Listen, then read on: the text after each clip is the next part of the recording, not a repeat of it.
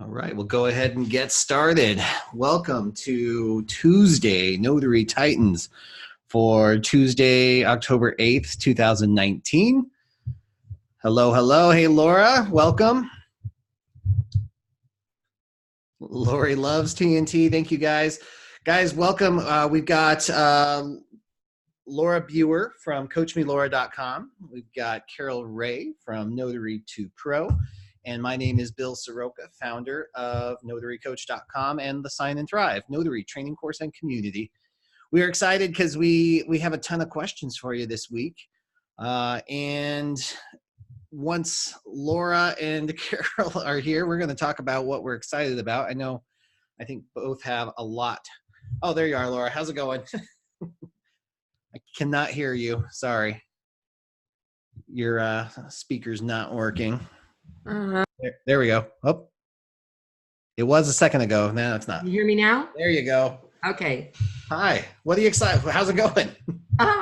Well, I had to reassemble all my equipment, so I wasn't quite sure what was connected.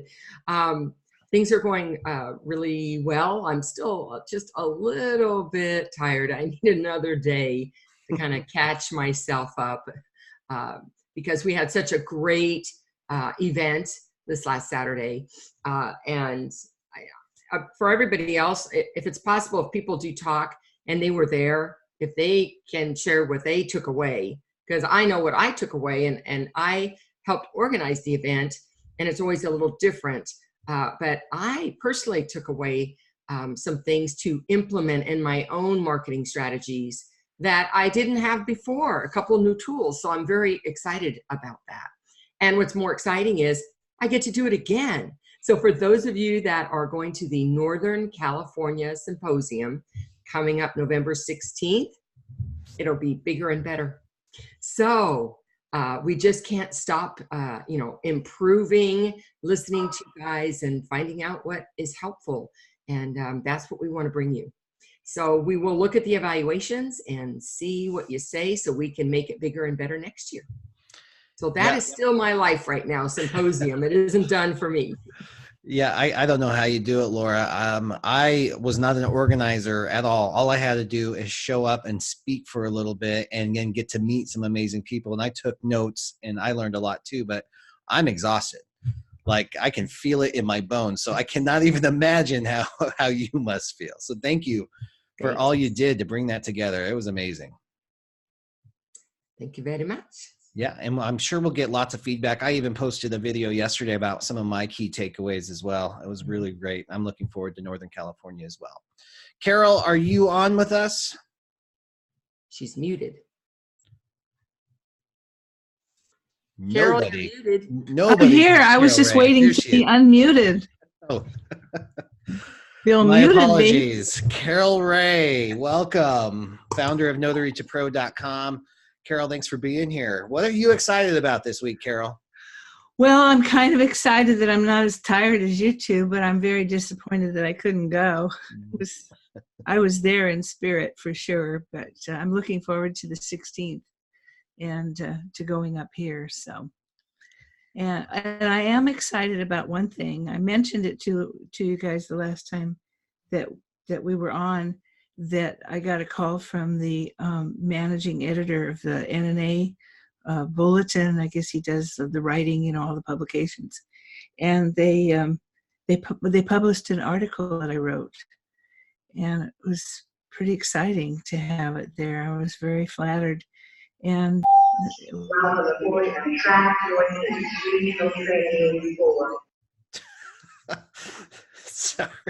sorry, Carol. I don't know what happened. I got you. Go on. She's muted. How did Carol get muted again? Anyway, no, I was just kind of excited because I've never appeared in their bulletin before, and I talked to him yesterday afternoon, and he said that it was I guess it was right at the top of having sessions. And I'm like, what are sessions? In fact, I called Laura and I said, what is a session? And what it means is there, as of day before yesterday, there was 3,000 people who clicked on it and read it. And as of last night, it was 4,000 people who clicked Nice. on it and read it. So it made me feel really good. That's fantastic. Yeah, Carol and I read it too. It was so clear and so concise with the information and so important for every notary to know. So I think you did an awesome job. Thanks for doing that. Thank you. Guys, I'm seeing lots of chatter in the chat windows about new people. This is the first time that you've joined Tuesday Notary Titans. Welcome. This is something that Carol, Laura, and I love to do every Tuesday. In fact, it's one of my Tuesdays are my favorite day because we get to do this. So thank you for taking the time to grow yourself and your business and learn along with us. Carol, Laura, we've had lots of great questions submitted. Should we just jump right in? Sure. Let's do it. Do you want to talk about the symposium at all? I was kind of anxious to hear You were. a little bit more about it. Well, maybe as maybe we should do questions first so we can hear what people want to know. And if we've got a little time, if other people who are on the call who were there would like to share what their takeaway was, I think that would be really great. Totally. Okay, and I do want to announce, if in case people aren't aware of it, there is, Laura, your idea, symposium now in Texas. Mm-hmm. And it's going to be on Notary Day, which is November the 9th. Mm-hmm. My students and my dear, dear friend, Phyllis Traylor, is going to be hosting it there. And it's the first one that they have had. And I'm very excited for them. And we have a lot of graduates in Texas. And I'm hoping that a lot of them will be able to go. So your idea is spreading. Good ideas tend to do that. I love it. Bill, did you see that question? Yes. Arizona one coming. We've talked about that. We've been talking about that for a while. I get it. Yes, absolutely. I think we do need to do something for Arizona for sure. And Laura and I got to talk in person a little bit about that too, and what that might look like. So we'll jump in there for sure. I think ideas like this, though, that are based on giving valuable information and inspiring growth and really teaching practical strategies. So it's not all the fluffy stuff. This was really symposiums, a training on how to grow your business and get real practical, implementable techniques so you can apply it right to your business like the day that you walk out of there. I think that's super critical and important, and that's what this industry needs, and Laura is delivering it. And then Carolyn, I'll send out, I'm helping Phyllis promote that event. So I'll send out the link so you can get tickets to that as well. I posted it to the Sign and Thrive Facebook page yesterday. So you can jump in there, but I'll also include a link since we're talking about it so much. I'll include a link in the replay email as well. If somebody has the link, feel free to add it to the chat window as well. Okay, let's jump in here and get to these questions so we can share a little bit more.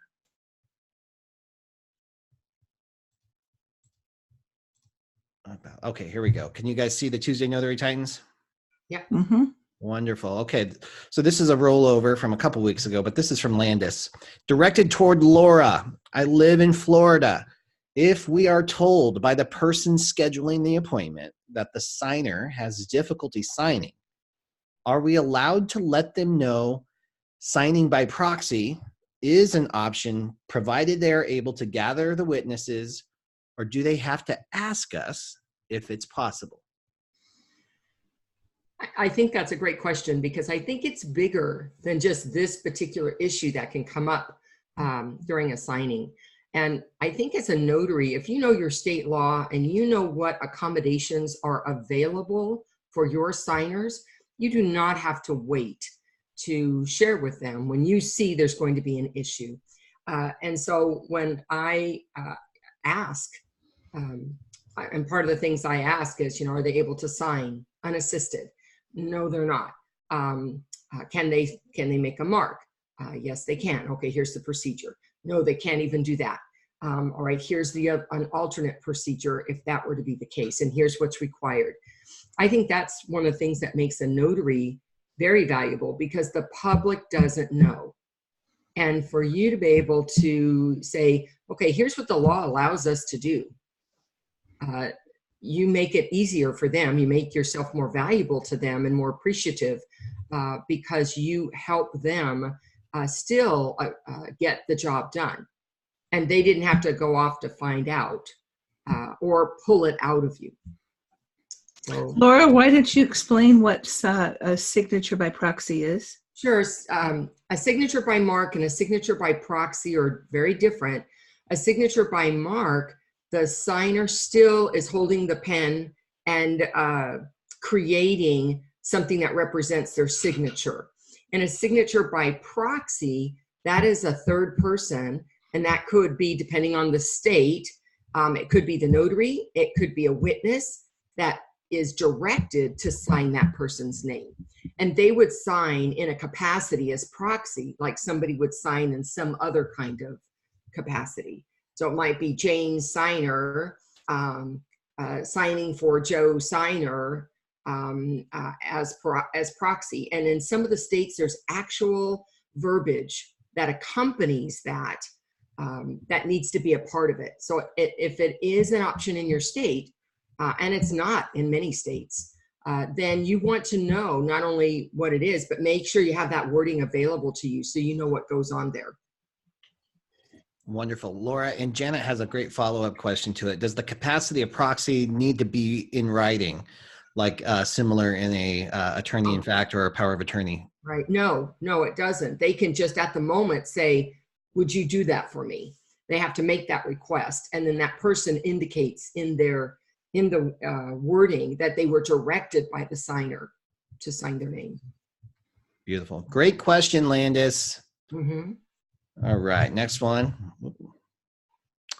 From Monica, how do you harden yourself from life stories that borrowers share with you? I often take this home and can even sometimes not sleep from it. Is there a way of dealing with this that I just haven't figured out? And if so, how?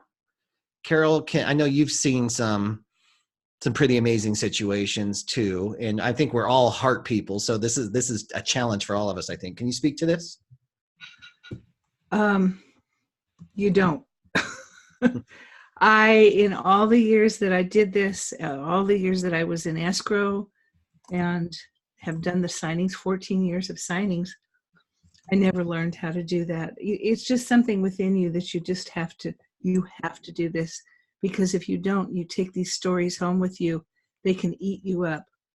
You just have to be empathetic for people, try to treat them with just terrifically good service, let them know that you care about them, even though you don't know them. And you just have to walk back into your own life and try to leave it behind you. But sometimes it's really hard, some of the stories that we hear. And I wouldn't appreciate a person if they didn't have those feelings, if they were able to just walk in and out of people's lives and not be able to, take a little bit of that onto themselves.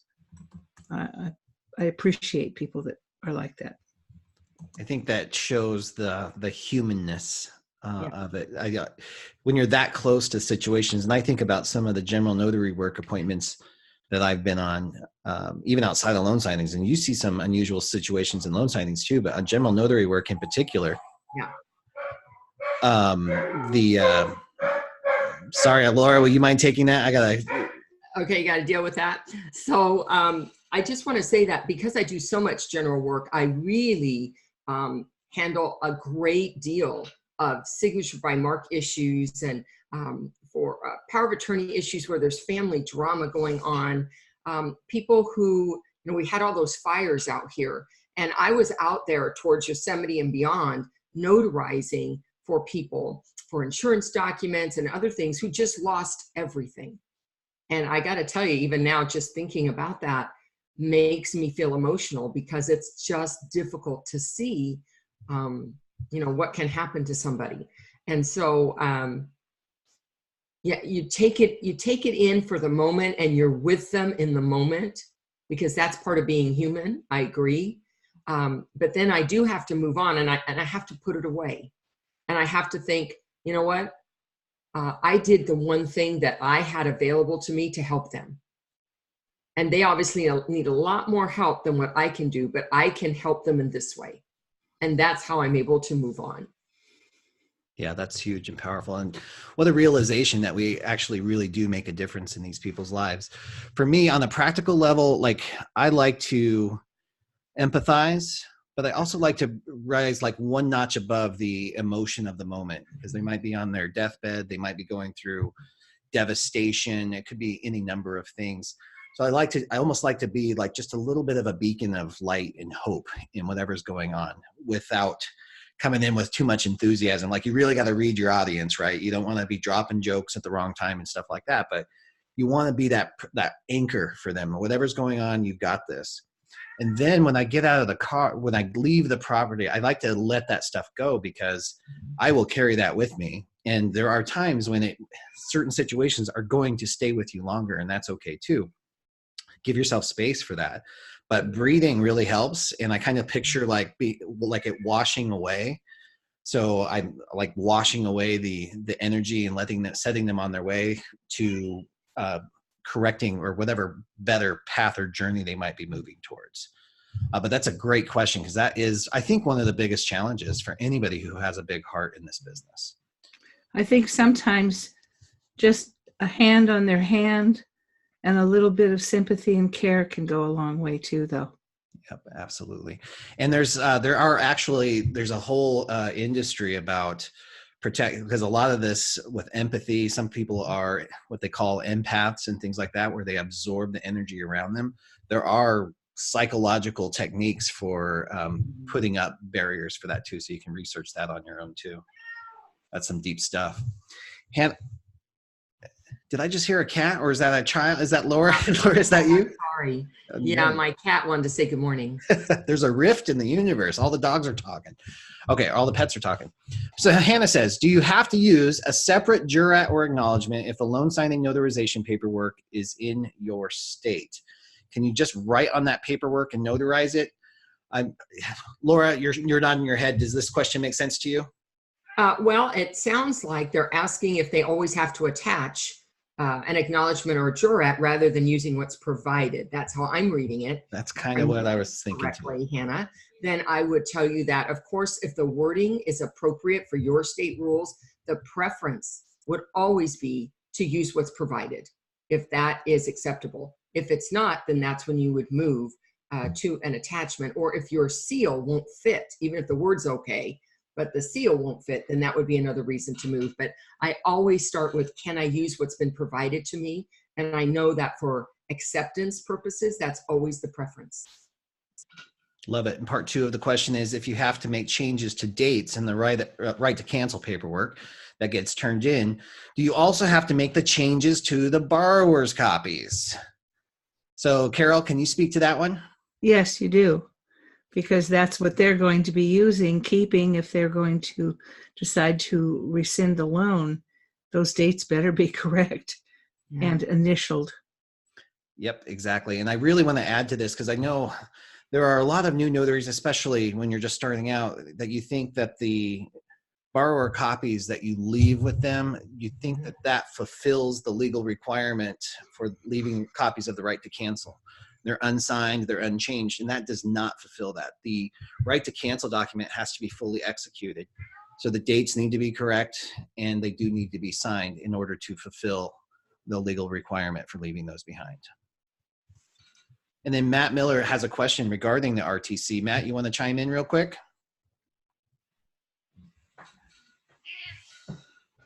Can he be unmuted? He's going to ask in chat. Quicken does not want you to leave printed copies anymore.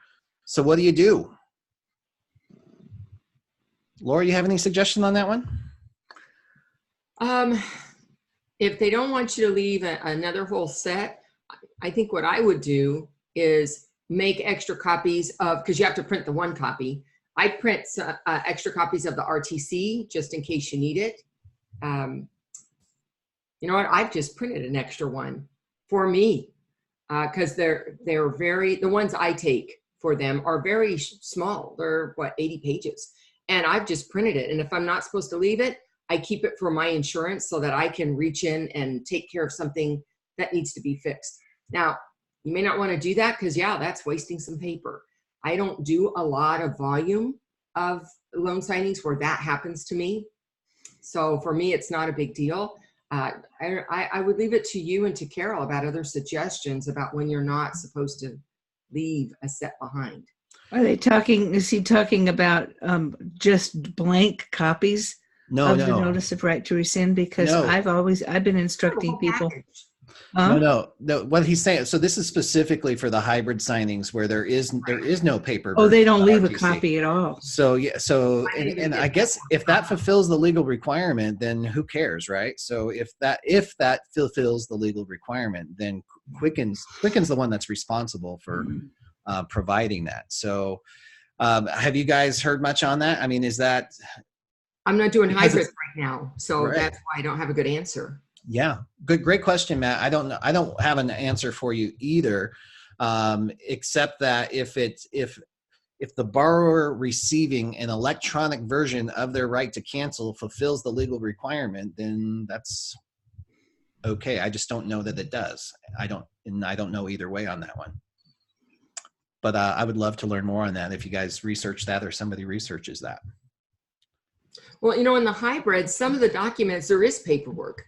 Because when it's a hybrid in California, there's paperwork because you're notarizing hard copy and everything else that's not notarized is electronic. And so I'm wondering if you're doing that. And, you know, Kathy Perry, if you're on the call, she is a big volume person on this.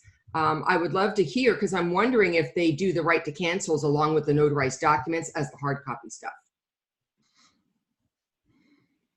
Excellent. Yeah, it looks like they have access to the documents on the portal, so they acknowledge receipt of 2 copies. They can print out as many copies as they can. So I guess they've received an infinite number of copies. So that's an interesting. I think that's one of those questions that will probably keep popping up as we move into these online and even remote online situations.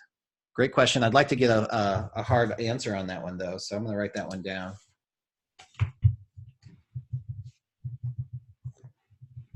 Great question, Matt. All right, let's move on to D. Says, can you explain what the financial responsibility of a non-borrowing spouse is in a closing? I know some spouses think they don't have to sign anything and are taken aback when their name is on the mortgage and other documents. Laura, can you help out with that one? Well, wait, you guys are supposed to be the loan signing. Carol, you want to answer that? Okay. Okay. Okay. Yeah, I've had situations where the non-borrowing spouse thinks that they don't have to sign anything. They have to acknowledge that person that they are on title on the loan, but that they are not on the loan itself. So there's certain documentation that is required of them to sign, and it's just the way it is. You can't. You know, if they're upset about it, it's nothing that you can do anything about, because they have to acknowledge that they are a part owner of the property and that they are not on the note. And so what that means for the borrower or the non-borrowing spouses, look, you are in joint ownership with this home. You acknowledge debts being taken out against this home.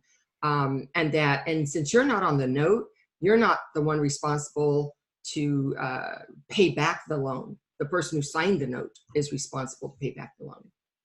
And that seems to, I mean, once I say those 3 things, they're like, oh, okay, not a problem. Perfect. Yeah, and it's, excuse me, I mean, every state can be a little bit different on this, and every lender can be a little bit different too, because sometimes they'll just require that they sign just the title disclosures and the deed of trust for the mortgage document. But sometimes they'll also have to sign the closing disclosure. So it just, there's not really an umbrella statement that we can offer for that. What I like to clarify too, just in this particular question too, is the way that the question's worded here, D, is can you explain what the financial responsibility is? And I want to just encourage and urge you guys never to the customer or to the client, never explain what the financial responsibility is, because that steps outside of our bounds too, where it speaks to the long-term impact of a contract. So we don't know what the story is behind the scenes. Oh, I'm sorry. No, that's right. Go ahead. One thing that I have found is very helpful to, especially the newbies, which of course I deal with a lot of newbies, when they have any question at all as to whether there is a non-borrowing spouse involved, look at your loan application, your 1003. Mm-hmm. If there is a borrower on there, you'll see who that borrower is.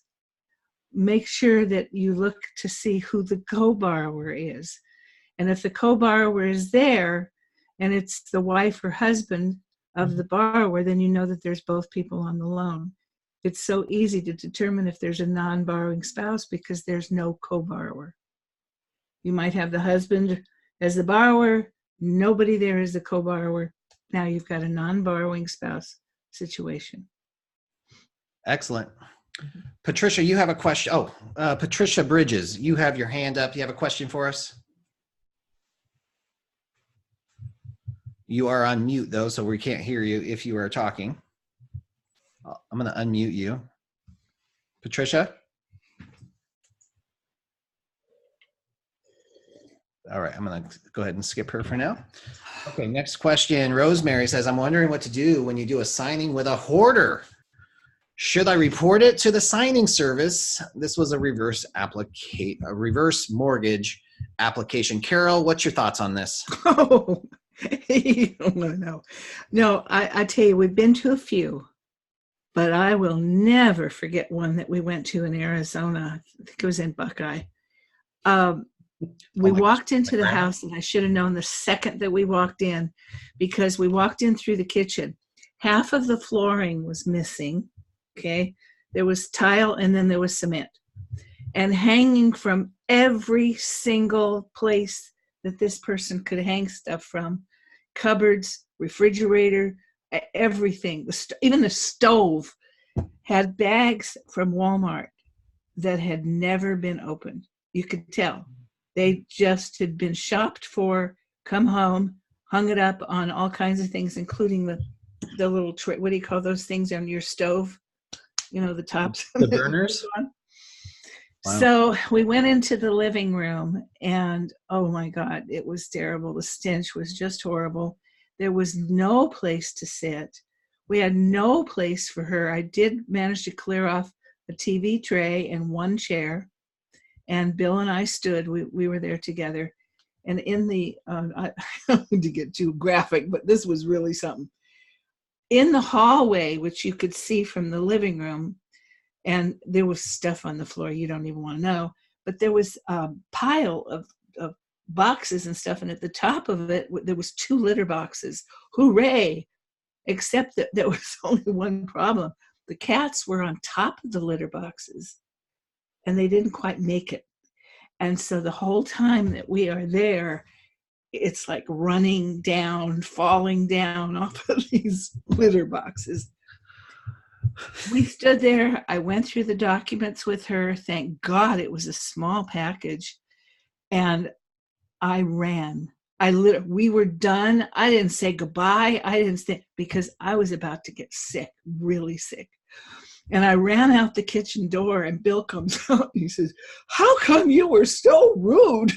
I'm like, I wanted to punch him right in the nose. Yeah, it was rude. It was terrible. It was horrible. I was going to get sick while I was there. I vowed then and there that I would never, ever go back into a hoarder's home again, not for any reason. And if I even suspected it when I walked inside, I would request that we go elsewhere. And I always did after that. I think that's a fair thing to do for sure. And what I found too, and even Christy kind of made a comment in the chat window about this, is a lot of times hoarders are way more insecure about their homes than a lot of people might think. So they might offer to meet at like a Denny's or a Starbucks or somewhere else. And what I learned early on is don't argue with them. If they feel insecure enough to ask you to meet somewhere else, to bypass the convenience of you coming to their home, then don't question it. I used to almost force it, like, no. They want me. No, we can just meet right in your living room. And then I got there, and I'm like, oh, now I get it. This is why you don't want another human being in your home. So I've learned to just kind of trust that. And if you get the vibe from people, they're like, how long is this going to take? I don't have a table. Where would we sit? That kind of thing. So you can pick up on their cues sometimes and maybe offer a different location. There's nothing wrong with that. Plus, some of it is for the same reason that a city would condemn a hoarder's home, you have a health and safety concern. If animal feces is everywhere, if human feces is everywhere, that's a health concern. So you can just automatically say, look, we've got to move this to, I'll buy you a cup of coffee. Let's go to Starbucks. And so. My daughter went to one yesterday that she went in, and the woman had just gone. She was late to the signing because she had gone to the emergency care. She was really sick. Poor Lori, she went through the signing and then she came home. She sprayed the inside of her car. She took a shower. She washed her hair. She sprayed whatever she could spray with the antibiotic spray and stuff, because that's another thing we have to really watch out for. When you're with people sick, don't be afraid to wear a mask. Honestly, if you're with people that are sick, carry a mask with you and wear it in. They'll understand. You don't want to get sick, and you're there for their service, to take care of them. At least you went in, Yeah, or you can even flip it. Just say they have a weakened immune system. You don't want to get them more sick. That's a great way of putting it. And just to clarify, yes, there's some chat in the window, Carol. People wondering if we worked as a team at some point. No, Carol's husband's name is Bill as well. So there's Bill Ray, and then there's Bill Soroka. Yeah, my son Bill, and there's my son Bill. Another one. They're about the right age. Laura, anything to add on that one before we move on? I think you guys covered it. Wonderful. But what I do want to say is the concept of reporting. Reporting to the signing service, I don't think that serves any purpose. If you felt like there was something that you were ethically inspired or motivated or felt like you should say something to someone, then there's a better person than the signing service to say it to. State or police or something like that. But that's been rare in my case too. All right, next one. Okay, this one's a bit long, but I thought it was important. The gist of this is that Donna did a signing, and 45 days later, the escrow officer contacts the signing company and says, I swear I had these 2 documents in there. They're not in there now. I need your notary to go out and get them signed. And Donna doesn't have a way of proving that. And Carol, I know you have a story for this, so I wondered if you could just kind of share on this. What are the options for Donna? Should she just suck it up, or what could she do in the future to avoid this situation? Well, I've seen this happen plenty of times. And I think that it depends so much on the work that you've gotten from these people. If this is a great signing service, then I would do whatever I had to do. And I do have a story. I've told it before, but I don't know who's heard it. And that was many years ago. We had a signing. We went to these people's home. It was on a Friday night. They had their camping gear parked all over their living room. They were very excited. They were going camping the next day, and they told us where they were going. We sent the documents back, and I think it was on Monday, we get a call that the grant deed was missing. I'm like, I always keep copies of everything, and I went back in. This happened to be a really good signing service, a friend of mine, who now to this day is sending us students and hiring my graduates. But I called him and I said, I know for sure that it was there. Do you keep copies? And he looked at it and he says, it wasn't there. There's no grant deed at all. And he told me this was a brand new title company for them. This was a big deal. Young couple just getting started. And I said, well, I'll tell you what we'll do. We don't have anything to do. I think it was the next day. I said, we'll go out there. It was 120 miles one way. But yes, Bill and I got in the car. We got a grant deed. We told him, send us a grant deed over. We found the people at the campsite, had a great visit with them, had a wonderful day, stopped and had lunch on one of those Arizona highways where there's nothing. It was so much fun. And the loyalty that we have from these people has lasted all these years, because this had to have happened, oh my gosh, at least 10 years ago, probably. So that I would say it really depends on that. And I know it makes us angry when these things happen because it's always the notary that didn't do it. I don't know what to tell people when it does happen, but I ask them when it does happen to a student of mine, I ask them, what is your relationship? Are you getting a lot of work from this signing service? And if you are, just do it. Just do it and get it over with and don't expect anything. So that's my feeling. Yeah, I agree. It's taking responsibility. Someone down the line made a mistake. But I guarantee you, if you argue about it, you've lost them completely forever. Mm-hmm. Because not everybody takes responsibility, and it might be totally unfair, and it might not make any logical sense. But if you argue with the signing company, or if you argue with an escrow officer, you can guarantee that you have greatly damaged, if not destroyed, a relationship moving forward. So sometimes we have to bite it on the front end. Still, I'm sorry, go ahead. We had a half of a package. We went to what they call VIP signing one time when we were out in Arizona. And it was, excuse me, 3 loans and some people who were going to Europe in a couple of days. And we went out, it was a long distance. So they paid us pretty well. But we had 3 packages. Long story short, I had a FedEx package for each one, where it was going, the name on it, and everything, which property it was. So there was no way I was going to put anything wrong in the envelopes. We left their house. We had the 3 packages. We took them to FedEx and dropped those off. And we got a call the next day that in one of those 3 envelopes, where I know for a fact the whole package was in each one of those, we get a call and they said half the package is missing. Half of the package. You have to go out there and get the whole thing re-signed. How could half of a package? I called the borrowers. I said, is there any chance at all that we dropped this, left it on a chair? They said, no, we watched you put them in the packages, seal the envelopes, and even put tape across the back. So I knew that it didn't fall out at FedEx. Long story short, we went out there. We took care of it. We didn't charge them anything. And about a month later, I got a phone call from somebody blowing the whistle on the receptionist. She had spilled her coffee on my documents. Oh, threw you under the bus, huh? Threw them in the wastebasket. Oh, shoot. And somebody saw her. And they called me like a month later. So it solved the question as to what happened, but yeah, in the meantime, what are you going to do? Yeah.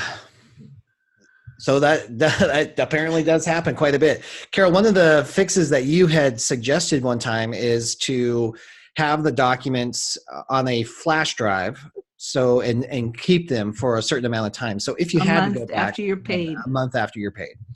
Excellent. Okay, so great suggestions. Great question, Donna. Weird situation. Here's what the lesson that I've learned on this is: number one, I don't keep records like Carol keeps records. So if somebody says this wasn't in there and I need it, then I just get them what they need, because I'm always thinking of the long-term big picture stuff.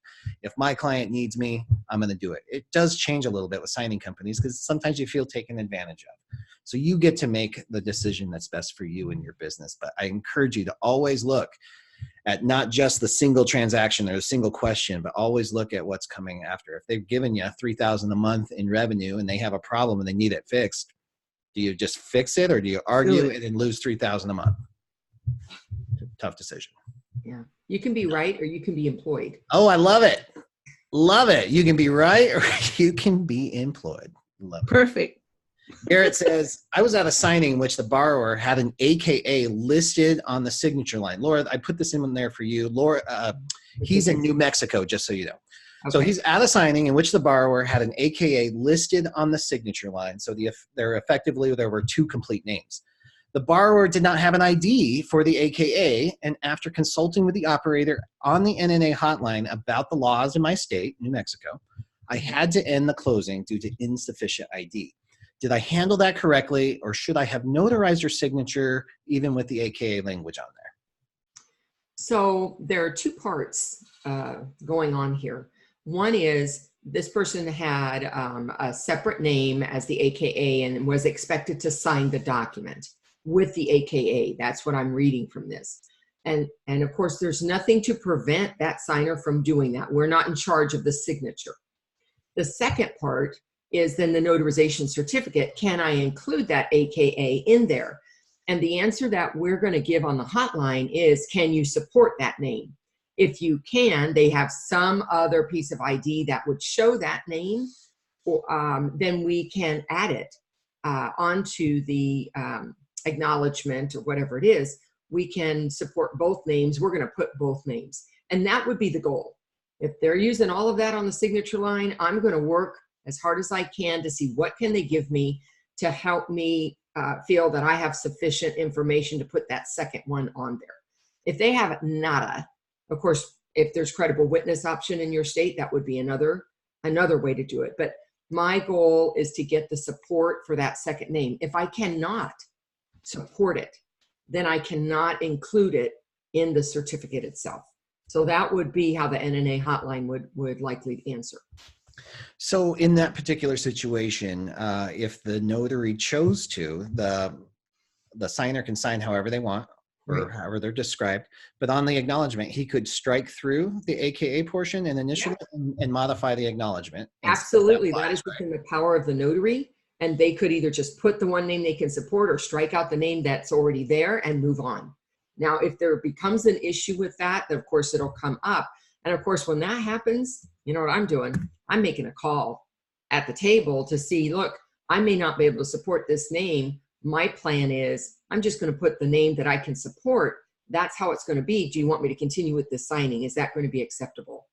And, you know, it'll save you a lot of time and energy if you just find out. If somebody will say, yes, that's fine, we'll take it. And then get their name, write it down, you know, who gave you permission. Yeah. But there are resources available to us. And of course, one was the legal response, which is what NNA gave you. But the other resource is who hired you. Let's see how that's going to impact the documents based on your decision of what you can do. And they may tell you, stop.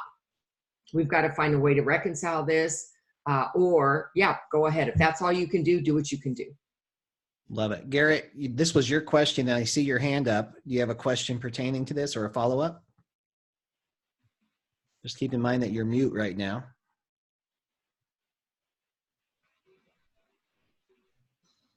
Going once, going twice. All right, Laura, this is a question for you because I've seen Julie ask this twice now, so I know it's important. Tara says it's a great question, Julie. Is Gary Tabke, the notary safety guy, is he going to be at the November Notary Symposium? Because she'd love to hear more about staying safe. So he is not one of our speakers. He was last year in Northern California. We moved him to Southern California because I can only have room for 5 speakers.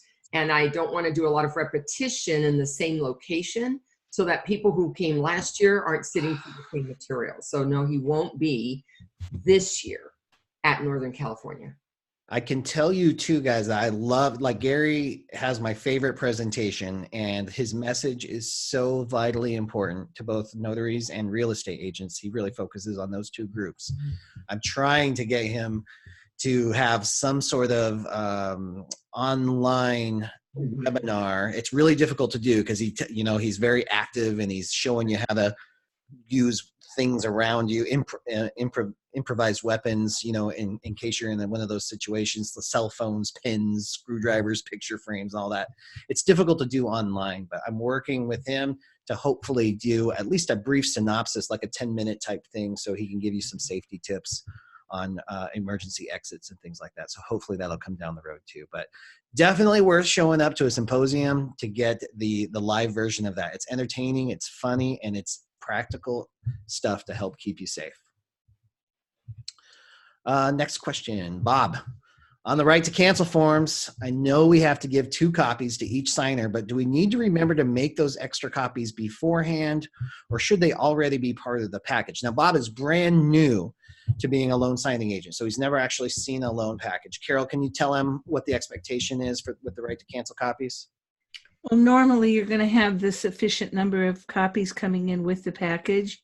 if you just always keep in mind that each borrower has to execute 2 copies and keep them themselves, and by executing means where they acknowledge receipt of that document at the bottom of the form, each borrower has to execute 2 copies, and 1 copy has to go to the lender. So you just go from there. If you don't have enough copies to leave them, then you make some, because there'll always be at least 1 in there. And if you have too many, you need to take away anything more than the 2 copies that they sign. Perfect. And a follow-up question, or question number 2, let's just call it. I keep hearing different stories on the buyer's copies. Is it okay to print all the forms on 8.5 by 11 and maybe even on both sides of the paper? Or should they be exactly as we print the originals? Laura, do you have an opinion on that? I do, and it is just opinion. There's no law guiding this. My opinion is they should be exactly the same. And the reason I make them exactly the same is that if I need one of those pages for whatever reason while I'm in the signing, I can switch them out. And it's my backup. So, you know, and why adjust my printing and all that? Just I run one, I run the second one. I don't have to worry about what anything is. I have 2 identical packages. And I've used that backup package many times. Yep. That's a real practical reason to keep it all the same, guys. The other one is the time that it takes to adjust your settings is valuable time. I mean, we're counting fractions of a penny, and it's just not where your energy should be focused. I would highly recommend that you just keep it simple.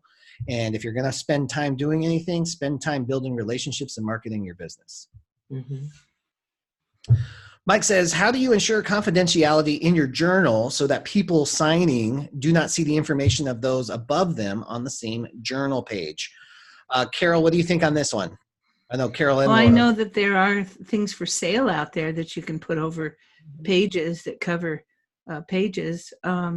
What my daughter is finding that it's really easy to do, because in California, you have to fill up an entire page for one person for one signing. Mm-hmm. So it's very easy. You just flip to the next page when you're starting with someone new. And that's what she's doing. But no, there are things that you can put. I think the NNA has something that you put over your journal to cover the pages. And I think that's wise to do that. May I share something real quick? Who was that? It's Melissa. Hey, Melissa, of course. How's it going? Good. How are you? Good, good. What do you got on this?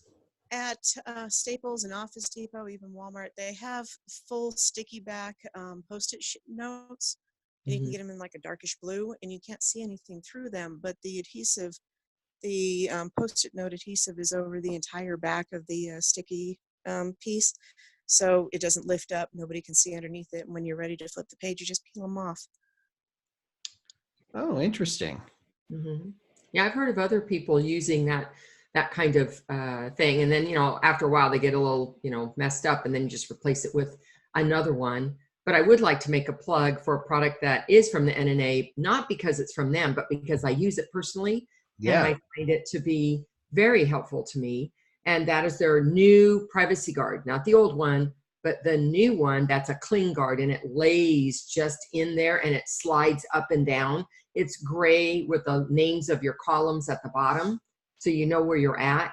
And then, you know, you just flip your page and you lay it again, and then you just lay it in there and fold your book up, and it's always there for you. And when the NNA just came up with that last conference, so it's not been around very long, I do love it, I have to say. And I'm going to tell you, you know, you guys know I go to jail, right?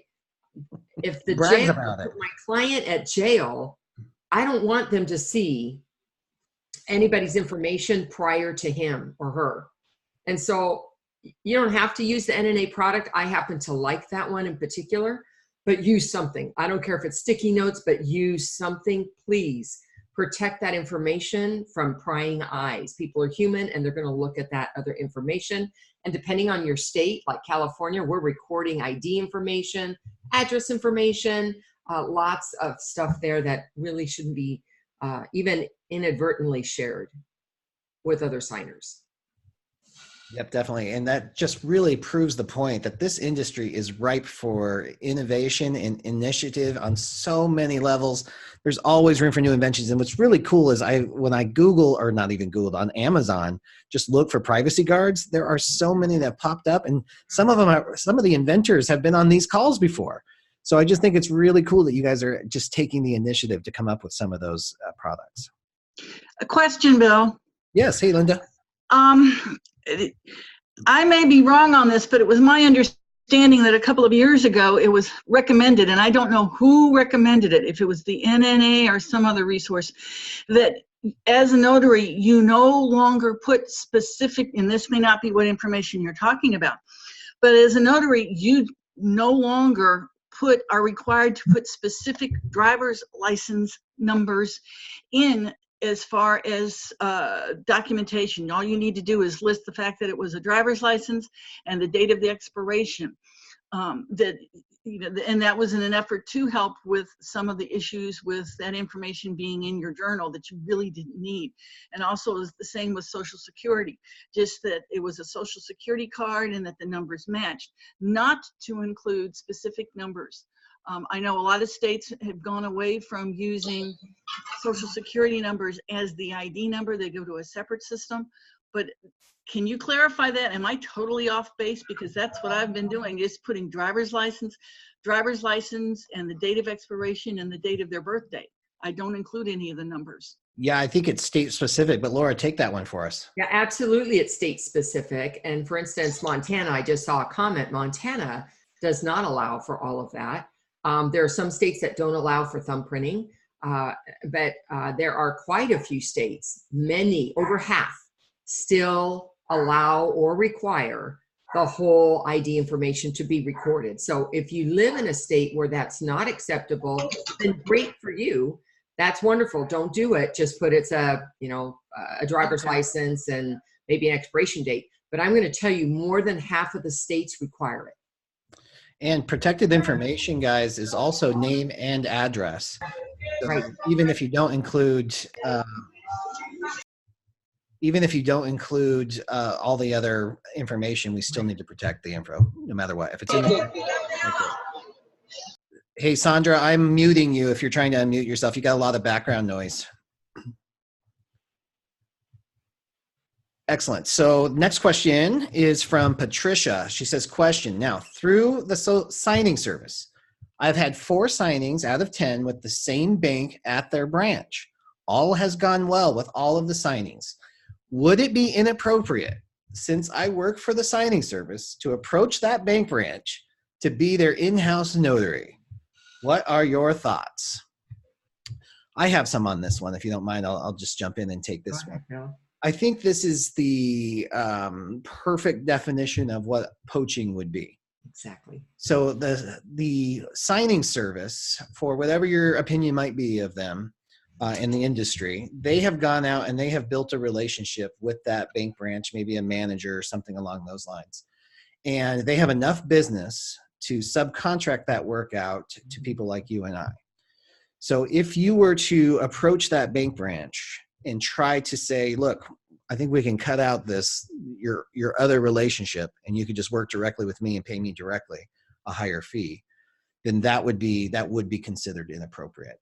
It gets, sometimes there's some murkiness to it, but in this particular situation, this one's crystal clear. This would be poaching somebody else's client. Carol, Laura, any other opinions on it? Well, I feel the same way that you do. I think that would be terribly wrong to do. You know, I defend signing services a lot. I know there's some really bad ones out there. We need to know who they are and stay away from them.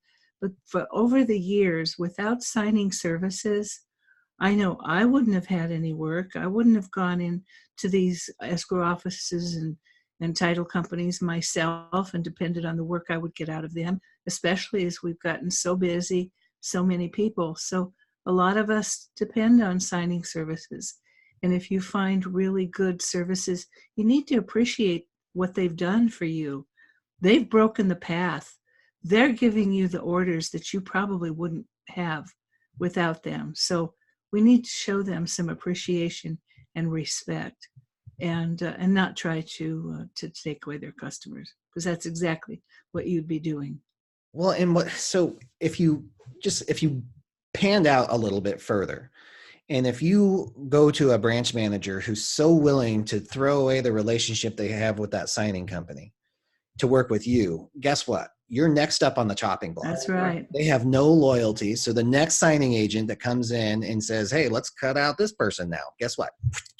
They move right along. That's not somebody I would even want to do business with. Anybody who would even consider, like, and that gives me peace of mind too, because I own a signing company. I have total confidence in my relationships with my escrow officers. But if that happened and they switched and they cut me out, I would just say, that is not somebody I want to work with. I don't want to work with somebody I'm worried about losing their business just because somebody knocked on their door. That's just me, though. Well, I think the relationships in this business are absolutely priority.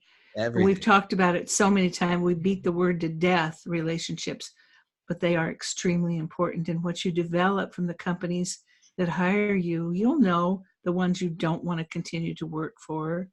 And then you'll find those gems that you'll be working for years that will give you good work, treat you with honesty and respect, and they deserve to have that given back to them. Absolutely. Guys, we're kind of coming up on the end here, and I want to make sure that we get a chance to talk a little bit about the Notary Symposium. So if you were an attendee of the symposium in Southern California on Saturday and would like to just share your key takeaways, please unmute and share those so people can get an idea of what this is all about. I'd love to share. Yeah, Dawn, please do. It's so great to meet you this weekend. I know, I was so blessed, and we missed you, Carol. Thank you. It was, I'm not good at public speaking, so you just get a little nervous. Laura, thank you for putting on that event. It was awesome, very inspiring. All the way from taking care of your mind, body, and spirit, to protecting ourselves, to how better go about our business. I learned so much. Just the feel of the room was inspiring.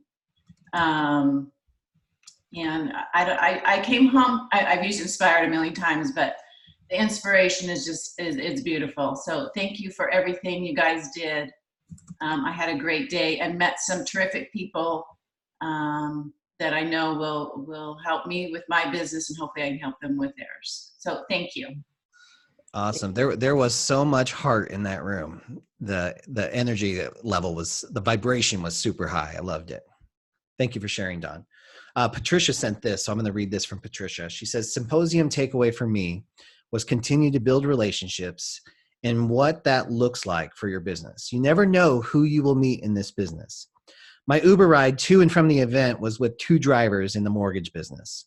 One was a commercial real estate agent and a loan officer. What a day. Building relationships is so important. Thank you, Laura, Bill, and everyone who put on the event. Looking forward to the next one. Thank you. And that, gosh, that's so true. You know, we talk about, you never know who you're sitting across from the table, but you never know whose car you're sitting in. You know, Uber drivers are hustlers. They got side hustles going everywhere. So you never know who you're going to meet anywhere. I have a vision for Laura. I have a vision that she has this little white RV, and it's called the Simp Van. And every couple of months she takes off and goes to someplace else in another part of the country and puts on a symposium until she has this country saturated with the symposiums. I can just see her driving the little RV. I can see it. It needs to go on the vision board somewhere. Yes, it would fulfill my long-term goals of travel. So, I love how things can go together. You never know. You never know. Love it. Anybody else willing to unmute and share their experience? I know Lori was there. I don't know if you're I'll share. Thank Hey, you. Jenny. This is Jenny. Sorry. I want to thank, of course, Laura for everything that she put on, all of her hard work. I loved it. And I also want to thank her for offering for everybody to get together afterwards to go and eat. We went to Urban Plates. We had a great time. It's so nice to yeah, the whole day was, we learned so much, and we, it was a lot about business too, but afterwards, just hanging out with you guys, sharing a drink and a meal, that was so much fun. We get to connect with each other on Mhm. business and personal, and just hang out and have a really good time. I loved it. Awesome. I loved it too. Yeah, I'm so glad that you joined us. And I'm just so glad that everybody feels like they got something from it, because it wasn't about the money to get in. It was about, all day of your time investing in yourselves. And my goal is that you take something away. But before we go off, I just want to say that it took a village to put that on. And Valerie Barrett, who was my local person down there, who's just incredible, and networked up to the eyeballs. She is fabulous and helped me make all that happen. And then behind the scenes, Carrie Marvel, who did all the tech stuff and all the registration and the website and the Facebook and all the communications. You know what? Without being networked and connected with peers, and these are peers of mine, that's all, we've met each other in business, I could not have done this by myself. So I am fortunate that I can demonstrate that it works, right? Definitely. Perfect demonstration of how that works too. It's so well put together, and everybody worked well together, and you can tell the quality of those relationships really shine through. So well done, Laura. It was awesome. And then Lori says she's shy, but loved every minute of it. And she doesn't want to come on because she's uncomfortable. Ironically, her key takeaway was to break out of her comfort zone. So calling you out, Lori. Calling you out. Elizabeth says it was well put together. Collaborate, collaborate, collaborate is on the agenda. Guys, thank you so much for growing yourselves and your business on the Tuesday morning. Laura, thank you again for the symposium and for joining us today. Carol, always an awesome pleasure to have you here. I know things are crazy busy for you too, so thank you for carving out an hour for us. You guys have a great week. We'll see you next Tuesday, same time, same channel.